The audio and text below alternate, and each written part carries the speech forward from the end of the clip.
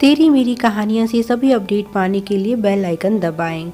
आज की कहानी है कुंवारी दुल्हन। शादी का घर है, चारों तरफ चहल पहल है, घर में मंगल गीत गाए जा रहे हैं। तभी इस खुशनुमा माहौल में पुलिस का आगमन होता है और फिर शुरू हो जाती है अटकलें और लोगों की बातें। शादी के घर में भला पुलिस का क्या काम हो सकता है, पर सभी लोग गांव की ही पुष्पा को कोसे जा रहे हैं और उसे भला बुरा कह रहे हैं, क्योंकि यह पुलिस उसी के कारण यहाँ आई है। कुछ लोग कह रहे हैं अपना घर तो बसा नहीं सकी, किसी दूसरे का घर बसता हुआ इसे देखा नहीं जाता। यह तो अपने माँ बाप भी नहीं, पूरे गांव के लिए मनहूस है। इस अभागन के कारण ही बेचारे रामदीन की बेटी का भी विवाह नहीं हो पाया था, और आज भी देख लेना, यह शादी नहीं होने देगी। आखिर कौन है यह पुष्पा, और इसे क्या तकलीफ है जो यह दूसरों की बेटियों की शादी रुकवाती घूम रही है।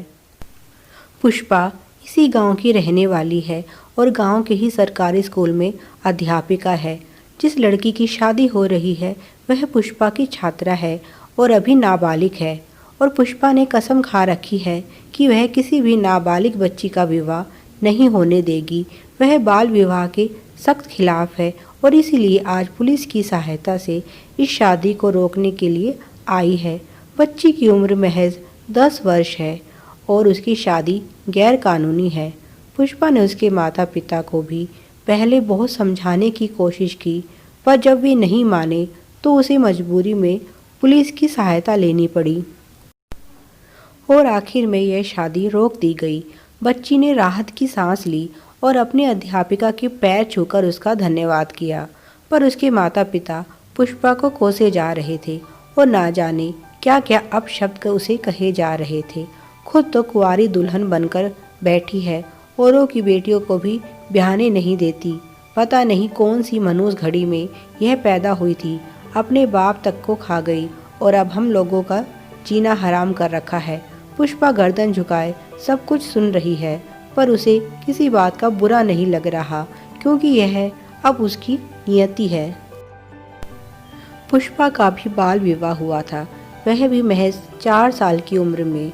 फिर गांव में भयंकर बाढ़ आई, उसके ससुराल में भी बाढ़ आई और उसका पति ना जाने बाढ़ में कहाँ बह गया। किसी को नहीं पता कि वह जिंदा है कि मर गया, और इस तरह से सिर्फ 6 वर्ष की उम्र में पुष्पा अभागन हो गई। उस बेचारी को तो कुछ पता भी नहीं था, पर जैसे जैसे वह बड़ी होती गई उसे समझ आने लगा। लोग उसे अभागन, कुंवारी दुल्हन, विधवा और भी ना जाने किन किन नामों से बुलाते थे। उसकी उम्र की उसकी सहेलियों को उसके साथ खेलने नहीं दिया जाता था, ताकि उसका मनहूस साया उन पर ना पड़े। उस समय विधवा का पुनर्विवाह भी निषेध था, पर पुष्पा के पिता ने हिम्मत दिखाई और उसकी शादी खूब दान दहेज देकर तय कर दी। पर यहाँ भी किस्मत ने पुष्पा के साथ खेल कर दिया। पुष्पा मंडप में दुल्हन बनी सजी बैठी थी और उसका होने वाला पति मनोज अपने ही गांव की किसी लड़की को लेकर भाग गया। तब यह तय हुआ कि पुष्पा बारातियों में से किसी को अपना वर चुन ले, पर पुष्पा तो पहले ही शादी नहीं करना चाहती थी। उसने यह प्रस्ताव स्वीकार नहीं किया और शादी से साफ इनकार कर दिया। अब उसकी शादी करने की इच्छा मर चुकी थी। यह सदमा पुष्पा के पिताजी नहीं झेल सके और चल बसे। अब घर में माँ और भाई भाभी हैं जो पुष्पा को बहुत प्यार करते हैं और वे उस पर दोबारा शादी करने का दबाव नहीं बनाते, पर फिर भी माँ के दिल में कहीं ना कहीं कसक तो है ही कि उनकी प्यारी बेटी का घर नहीं बच सका। इस घटना के बाद से पुष्पा सारे गांव में कुंवारी दुल्हन के नाम से मशहूर हो गई है। सभी उसे कुंवारी दुल्हन ही कहकर बुलाते हैं।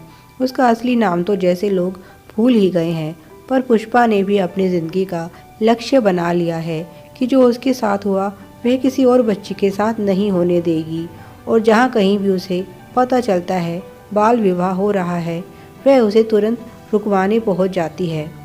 वह अपने स्कूल में भी अपने छात्रों को यही शिक्षा देती है कि वह बाल विवाह का कड़ा विरोध करे, और उसी की मेहनत का नतीजा है कि कि अब गांव में बाल विवाह बहुत कम होते हैं, क्योंकि अब बच्चे और बच्चियां समझदार हो गए हैं। वह समझ गए हैं कि शादी कोई गुड्डे गुड़ियों का खेल नहीं, ज़िंदगी भर का साथ है और हर किसी को अपना हम सफ़र चुनने का अधिकार है। और फिर उनकी सहायता करने के लिए कुंवारी दुल्हन तो है ही। Please like, share and subscribe. Thanks for watching.